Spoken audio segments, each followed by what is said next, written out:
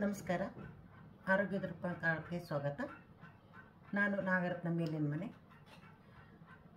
Thyroid ಸಮಸ್ಯೆಗೆ ಏನು ಪರಿಹಾರ? ಥೈರಾಯ್ಡ್ ಸಮಸ್ಯೆ ಯಾಕೆ ಬರುತ್ತೆ?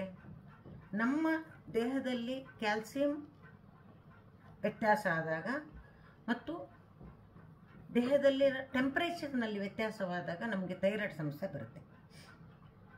ಕೆಲವು ಜನ ಆಫೀಸ್ಗಳಲ್ಲಿ ಅಥವಾ ಮನೆಗಳಲ್ಲೂ ಕೂಡ 19-20 ಡಿಗ್ರಿ ಇಟ್ಕೊಂಡು ಯಾವಾಗಲೂ ಎ ಸಿನಲ್ಲೇ ಇರ್ತಾರೆ.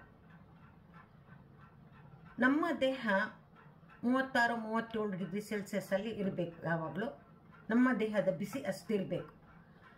ಅಷ್ಟು ಇಲ್ಲ ಅಂದಾಗ ನಾವು ತುಂಬ ಎ ಸಿನಲ್ಲಿ ಕುಳಿತಾಗ ಆ ದೇಹ ನಮ್ಮ ದೇಹವನ್ನು ಬಿಸಿಯಾಗಿಟ್ಕೊಳ್ಳೋದು ನಮ್ಮ ಥೈರಾಯ್ಡ್. ಆಗ ನಮ್ಮ ದೇಹವನ್ನು ಬಿಸಿಯಾಗಿಟ್ಕೊಳ್ಳಿಕ್ಕಾಗಿ ಥೈರಾಯ್ಡಿಗೆ ಹೆಚ್ಚಿನ ಕೆಲಸ ಬೀಳುತ್ತೆ. ಆ ರೀತಿ ಹೆಚ್ಚಿನ ಕೆಲಸ ಬಿದ್ದಾಗ 100 ವರ್ಷ ಬಾಳಬೇಕಾದಂಥ ಥೈರಾಯ್ಡು 30-40 ವರ್ಷಕ್ಕೆ ವೀಕ್ ಆಗ್ತಾ ಹೋಗುತ್ತೆ.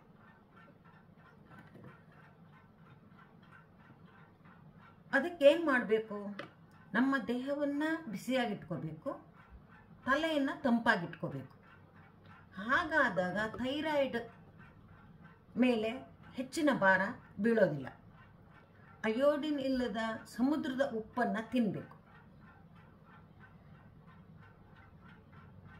ಥೈರಾಯ್ಡ್ ಸಮಸ್ಯೆ ಪರಿಹಾರಕ್ಕೇನು ವಿಧಾನ ಅಂತಂದರೆ, ಈ ಬೆರಳಿನ ನಮ್ಮ ಎಡಗೈ ಬೆರಳಿನ ಬುಡದಲ್ಲಿ ಚೆನ್ನಾಗಿ ಮಸಾಜ್ ಮಾಡಬೇಕು. ಈ ಥರ ಮಸಾಜ್ ಮಾಡಿ ಇದರ ಸುತ್ತ ನಾವು ಈ ಥರ ಟೇಪಿಗೆ ಕಾಳು ಮೆಣಸನ್ನು ಕಟ್ಟಿ ಇದರ ಸುತ್ತ ಹಚ್ಕೋಬೇಕು. ಹೀಗೆ ಒಂದು ವಾರಕ್ಕೆ ಒಂದು ಸಲ ಈಗ 4 ಕಾಳು ಮೆಣಸನ್ನು ಹಾಕಿ ಒಂದು 2 ಗಂಟೆಗಳ ಕಾಲ ಇಟ್ಕೊಂಡಾಗ ನಮ್ಮ ದೇಹದಲ್ಲಿ ಬಿಸಿ ಸಮಸ್ಥಿತಿಯಲ್ಲಿ ಇರುತ್ತೆ. ಹಾಗೆ ಮಾಡ್ಕೊಳ್ಳೋದ್ರಿಂದ ನಮಗೆ ಥೈರಾಯ್ಡ್ ಸಮಸ್ಯೆಯಿಂದ ನಾವು ಮುಕ್ತಿಯನ್ನು ಪಡಿಬೋದು.